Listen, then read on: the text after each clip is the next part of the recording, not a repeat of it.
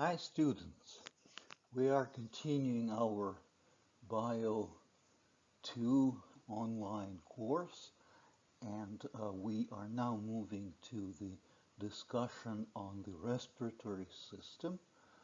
This will be a rather short lecture uh, and the goal of this lecture is just uh, to show you how uh, we breathe and why do we breathe.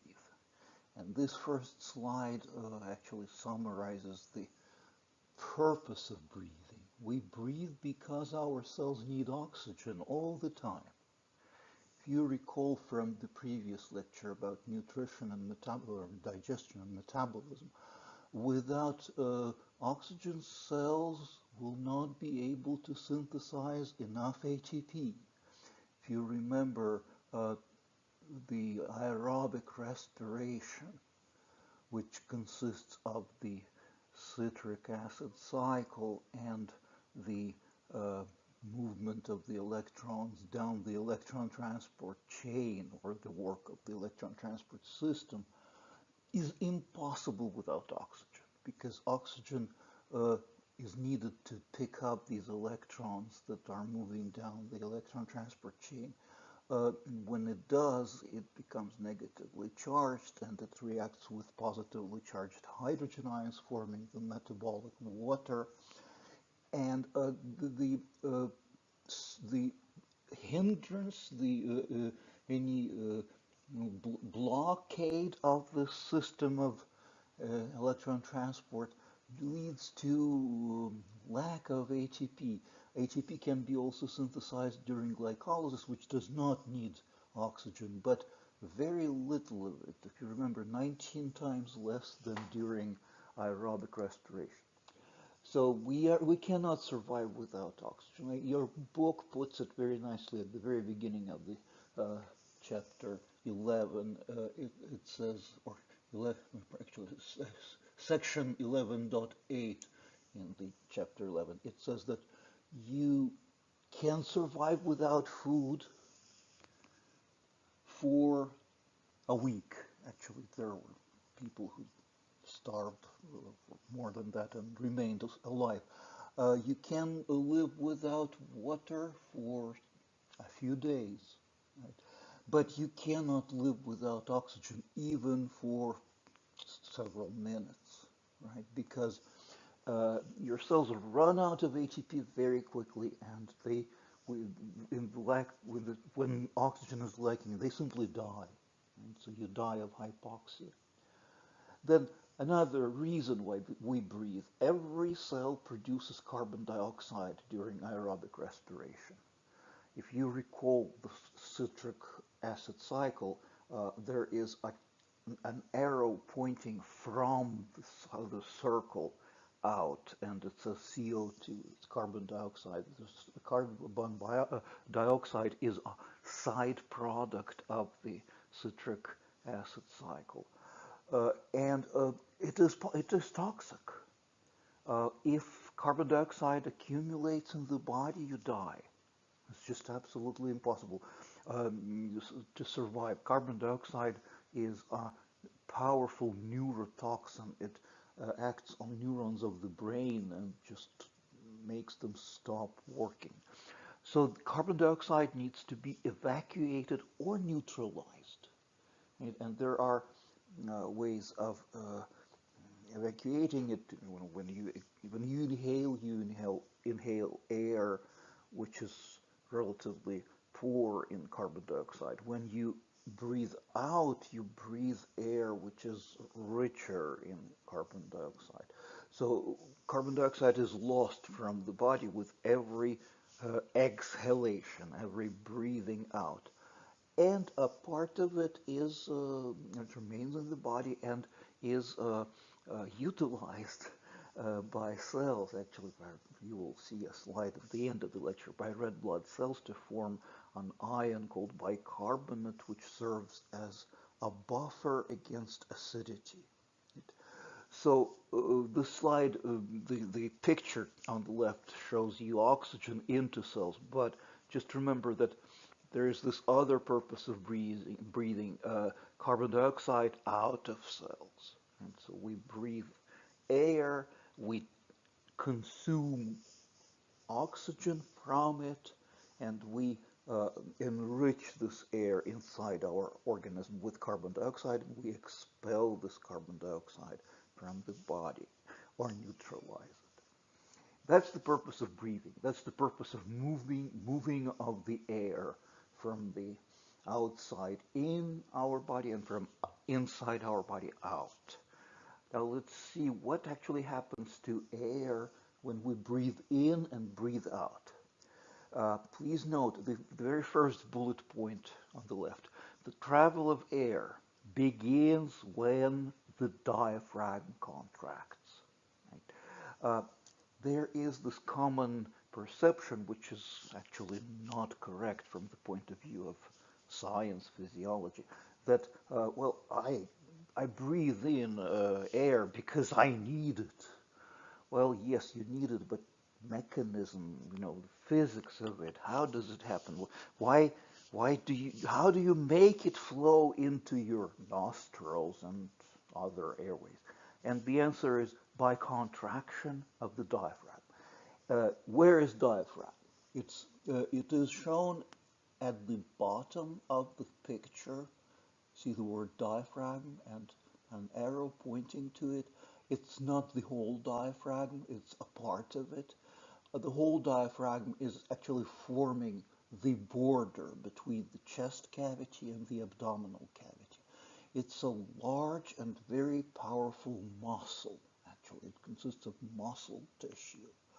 How does it contract? Well, in your brain, in your brain stem, very basic lower parts of the brain that control most basic functions, like breathing. There are neurons which send signals to the diaphragm and make it contract. Why do they send these signals? Because they themselves, these neurons in the brain, receive signals from where? From the blood. The blood has some amount of oxygen and some amount of carbon dioxide. When oxygen is low and carbon dioxide is high, and that happens when you exhale and before you inhale, right? Then the signal goes to the neurons of the brain and tells them, relay this message to the diaphragm, it needs to contract. They send this message to diaphragm, it contracts. So what happens when it contracts? It inflates the chest cavity. Inflates the chest cavity. When the diaphragm is relaxed, your chest cavity has a certain volume. When it is contracted, this volume increases. And the air flows in because the increasing of the volume creates a difference in the pressure. The pressure becomes bigger outside of the body than in, and it kind of pushes the air into the chest cavity, or more precisely, into the airways of the chest cavity. Then, when these neurons in the brain sense that, okay, now there is enough oxygen in the blood, and now there is again a lower level of carbon dioxide in the blood, these neurons then command the diaphragm to relax. When you are doing something, when you are busy, when you are reading or walking or having conversation with someone, you don't really you don't pay attention, right, to how you breathe. So it happens pretty much automatically. Signal to the diaphragm, it contracts. Signal to the diaphragm, it relaxes. When it contracts, the air goes in. When it relaxes, the air goes out. There are some additional muscles in between the ribs called intercostal muscles. When you exhale forcefully, when you're doing like this, then you exercise your intercostal muscles.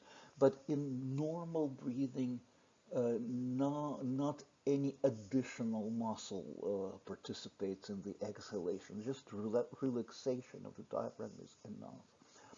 Then the air goes into or through the airways. When the diaphragm contracts, it goes into the nasal cavity, into the nose. Then it goes into the larynx. Larynx is shown in this picture. When you look at the neck of this person, and in the middle of the neck there is a little cavity called larynx. It has laryngeal cords, you probably know, and these they're also called voice cords. When they vibrate, your larynx creates a sound. Right? So that's why we speak and sing and scream, whatever. Then, so the air goes through the larynx, then it comes into the trachea or windpipe, very large tube, which is rigid. Its wall is formed with cartilage, by cartilage, so it does not contract or relax. It doesn't widen or becomes narrow. It's always just a pipe, and this pipe leads the air to the lungs. Now, what are these lungs? You see, if you look at rib from the right, one, two, three. At the level of the third rib, the trachea bifurcates. It forms a fork, like two smaller tubes stemming from one large tube. On this picture, you only see one of them. The other goes into the other direction. Uh, they're called principal or prime bronchi, singular bronchus, uh, plural bronchi, uh, smaller tubes that continue to bifurcate, making secondary bronchi, tertiary, quaternary, etc., etc., etc. The entire number of bifurcations of bronchi in the lung is 22 to 23. Right, so one the bifurcation number one is trachea forms two bronchi. Bifurcation number two, two bronchi form four bronchi, right? Then 8, 16, 32, etc. And imagine the 23rd bifurcation. How many little tubes does it form? Millions, millions, and the count becomes so. You have your lungs actually are collections of these smaller and smaller, thinner and thinner dividing tubes. When these tubes become, after approximately 16th or 17th division, when they become very small, so small that you don't see them with your naked eye, you need a magnifying glass or dissection microscope, then they are called bronchioles, singular bronchiole, plural bronchioles. And at the end of each bronchiole, there is an alveolus, or actually a sac that contains several alveoli. Alveolus is a tiny microscopic sac. It's shown in a section of alveoli is shown in the insert to this picture to the right. Uh, Microscopic sacs that contain air. Right? When you breathe in, you actually fill your alveoli with air. When you breathe out, the walls of alveoli are normally pretty elastic, and they just the volume of each alveolus becomes smaller. They kind of deflate, not completely, but substantially deflate. Then you breathe in again, they take in air. Then you breathe out again, they again deflate. So that's what breathing is. And lungs are actually collections of many millions of bronchi, bronchioles, and alveoli. Now, note in the last, under the last bullet point, it says alveoli are microscopic sacs where the gas exchange takes place. We just made this point that the purpose of our breathing is to take in oxygen, right, and feed it into cells that need it. Uh, that happens in the alveoli. Oxygen goes to blood and then is transported by the blood to cells, and the cells are fed with oxygen. And the other purpose of breathing is to evacuate or expel carbon dioxide. Again, it happens in the alveoli. Uh, at, at the height of your inhalation, the alveolus is filled with air from the atmosphere, but then oxygen goes out of each alveolus into the blood, and carbon dioxide goes into each alveolus from the blood. Sorry for this crazy barking dog. Chris, don't pay attention. Chris, some of me. So, so the gas exchange occurs in the alveoli.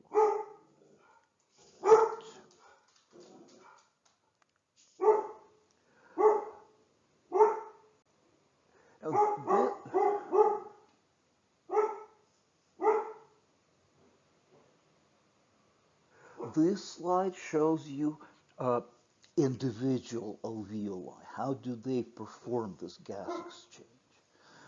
In the picture to the left, you see an alveolus, right? It is filled with air. You see the sign for oxygen, O2, right? Now, there is approximately 18% of oxygen in the atmosphere. 18%. In the blood capillaries, each alveolus neighbors or contacts with several microscopic blood vessels called blood capillaries. In the capillaries next to the alveoli, the concentration of oxygen is much lower. I do not have the exact numbers at hand, but it's way less than 18%. It may be 1%, maybe 0.5%, 0.3%. So you see there is a difference, or scientists say gradient, in concentrations. Higher in the alveolus, lower in the blood. So remember in Bio 101, you were probably lectured on the process of transport across cellular membranes. The gases go through membranes by simple diffusion, and the law of simple diffusion is movement from higher concentration to lower concentration. So oxygen goes from the alveolus into the blood capillaries. It's simple physics. It's basic law of diffusion, simple diffusion. Then it also shows you some water is moving from the blood to the alveolus, not much. And more importantly, it shows you carbon dioxide to the left, yellow circle and yellow arrow. It says that carbon dioxide moves from the blood into the alveolus. Again, why is that? Again, the answer is concentrations. The concentration of carbon dioxide in the atmospheric air, or in the air that comes into the alveoli, is very small, something like, well, way less than 1%. And in those blood capillaries that surround alveoli, it's much higher. It's much higher. It can be 3, 5, 10%, depends on the intensity of metabolism, but it is all. Chris, shut up! Sorry. It is always higher than in the air. So again, by law of simple diffusion, carbon dioxide moves from where its concentration is larger, and that is in the capillary, blood capillary, to the place where its concentration is lower, that is in the atmospheric air of the alveoli. And note that alveoli are tiny, microscopic, and their walls are nothing like the wall of trachea and primal bronchi, which are thick and formed by cartilage. The wall of every alveolus is formed by just one layer of epithelial cells.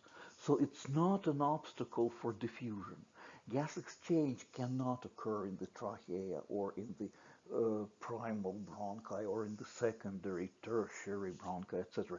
They are too thick. They are obstacle to diffusion. But in the alveoli, nothing prevents gases from moving according to the laws of simple diffusion. Right? So what does it all mean? When we inhale in our lungs oxygen that is captured by each of the many million of alveoli, diffuses into the blood surrounding the alveolus. Carbon dioxide from the blood that surrounds the alveolus diffuses into the alveolus, and then we exhale. And by exhaling, we push this carbon dioxide out of the body. We enrich the atmosphere with carbon dioxide, right? All animals do that. Thank God for plants and algae, because if not for them, our planet would be a desert now, because if carbon dioxide accumulates in the atmosphere, that's the end of animal life as we know it. There will be no animals and no humans. Okay, then blood flows from the lungs to the tissues of the body, into the skin, to the chest cavity, abdominal cavity, extremities, etc., muscles. What happens there? In the periphery, outside, in the tissues outside of the lung, also there are microscopic vessels that are formed, that are called capillaries. But see, now these capillaries are rich with oxygen. The blood was enriched by oxygen in the lung. Now it flows into the body. It is rich in oxygen. Cells that neighbor this particular blood capillary are not as rich in oxygen. They need oxygen. They are rich in carbon dioxide because they have performed the citric acid cycle, or tricarbonic acid cycle, whose byproduct is carbon dioxide. And imagine like trillions of cells accumulating carbon dioxide. It should be evacuated somehow, and oxygen should be delivered to cells. And again, what happens here in the periphery? Simple diffusion. Now that the blood is enriched in oxygen, it has high concentration of oxygen, higher than in the body cell. So the oxygen moves from blood to tissues or to cells. And carbon dioxide moves from body cells to the blood. Now blood again becomes poor in oxygen and rich in carbon dioxide. But it flows back to the lungs. And you see what happens in the lung. It is shown on the picture to the left.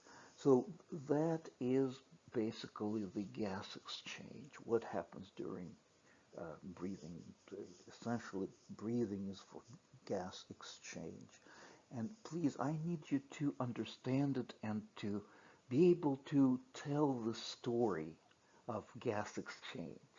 Use precise scientific language, precise terms like oxygen, carbon dioxide, concentration, simple diffusion, one layer of epithelial cells, something like this. Because people who never took biology, anatomy, physiology, they have very simplified idea about why do we breathe and what happens during breathing. Why do we breathe? Because we need oxygen. So when we need oxygen, we inhale. They forget about the diaphragm, right? We breathe in not because we need something in our mind, but because the diaphragm contracts.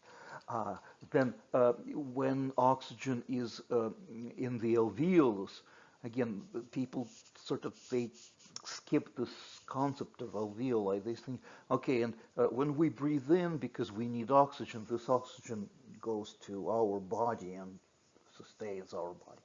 Be able to know and to explain something more than that. Again, say that oxygen in alveoli is high in the blood capillaries that surround the alveolus, it is low. So by laws of simple diffusion, it moves across the thin wall of alveolus from alveolus into the blood. On the other hand, carbon dioxide, which is rich in the capillaries of the lung, moves from these capillaries into the alveolus and it is exhaled.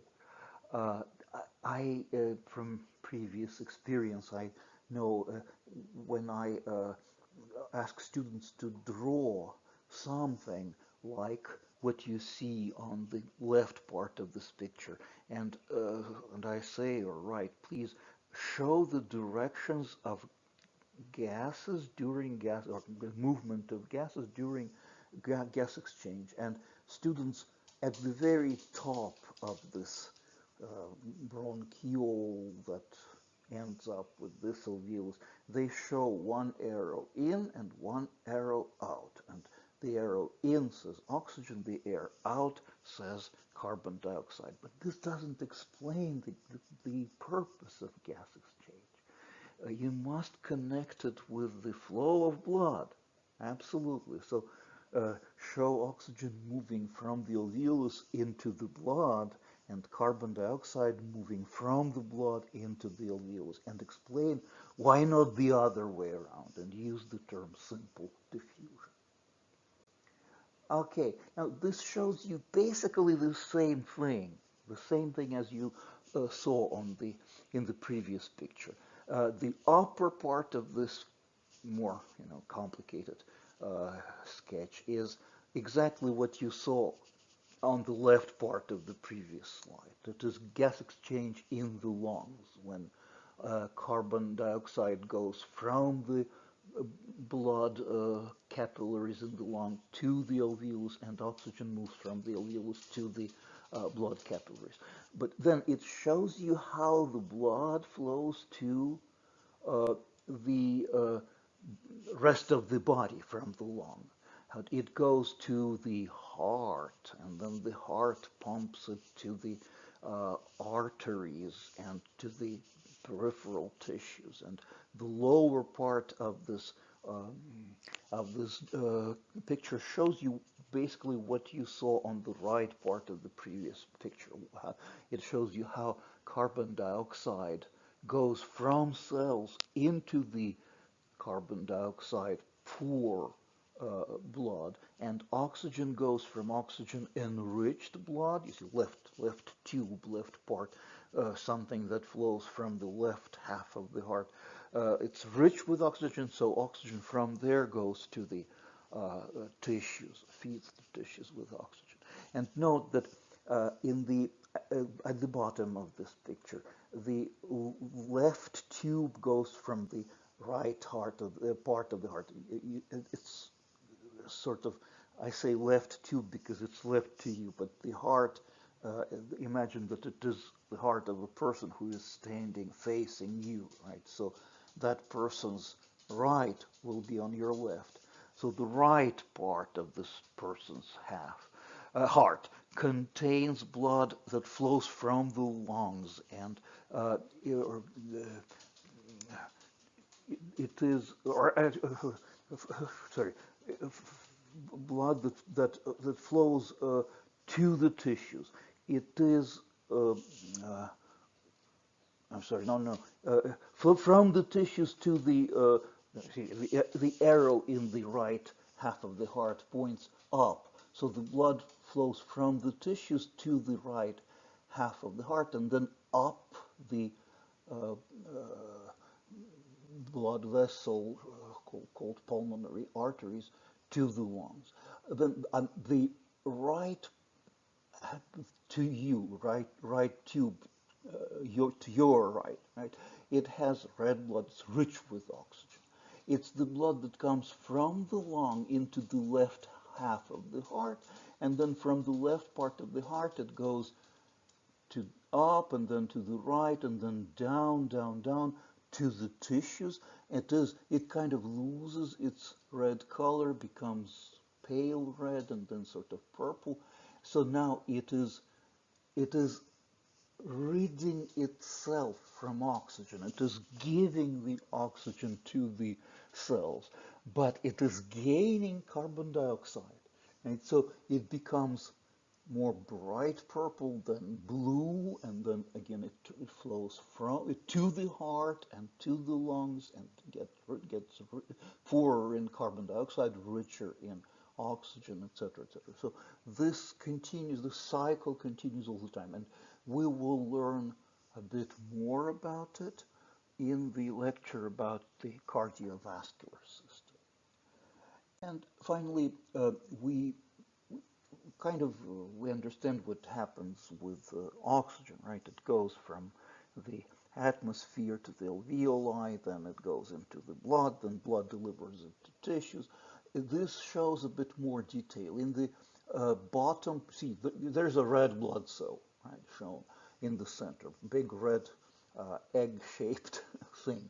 The bottom part of the capture on this red blood cell says oxygen O2 plus HHB.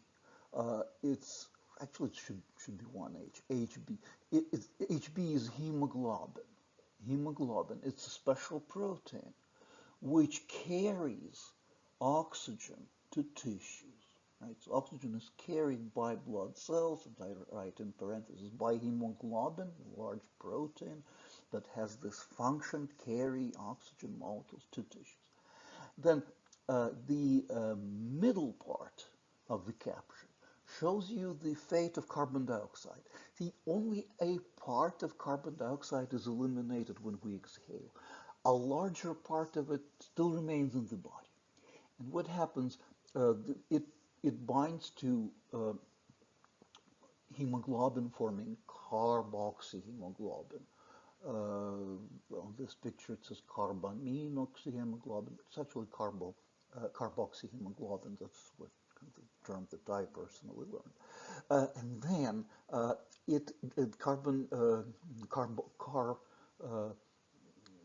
carboxyhemoglobin dissociates, forming ions.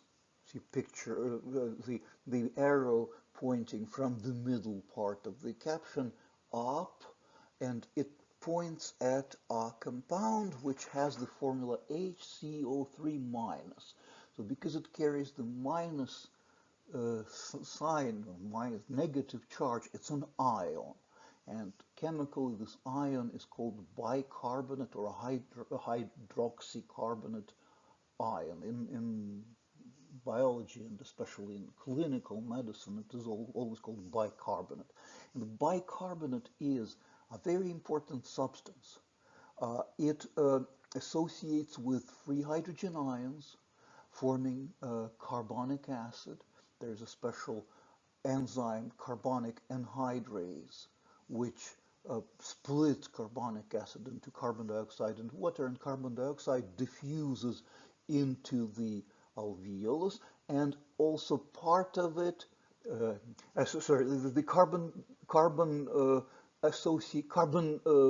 bicarbonate. It is not shown on this slide, but just imagine, look at the formula HCO3 minus, HCO3 minus, and imagine an arrow going out of the red blood cells to the right upper corner of the slide where it says blood plasma. Bicarbonate ions escape red blood cells and accumulate in the plasma, in the liquid portion of the blood. What's their purpose? Watch out for extra hydrogen ions. Many metabolic processes and many pathological processes like severe inflammation, trauma, breaking of bones or laceration of tissues, etc., etc., etc. They all lead to accumulation of extra hydrogen ions in the body. So the body develops what is called acidosis. Remember, maybe you recall from biology 1 that what determines acidity? Hydrogen ions, right? The more hydrogen ions, the more acidity. And these extra hydrogen ions are neutralized by bicarbonate. The bicarbonate is a buffer against acidity. Okay, so this is all. I'm sorry again for this crazy barking dog. I should have locked him up before I started recording. And if you have any questions, write me, and be ready for the quiz on the lecture about homeostasis and digestion and metabolism, calories, all this stuff, and a respiratory system. So respiratory system, as you see, is not a very large material. Okay, and please read the book. Read chapter 11. Read 11, parts of it, 11 point.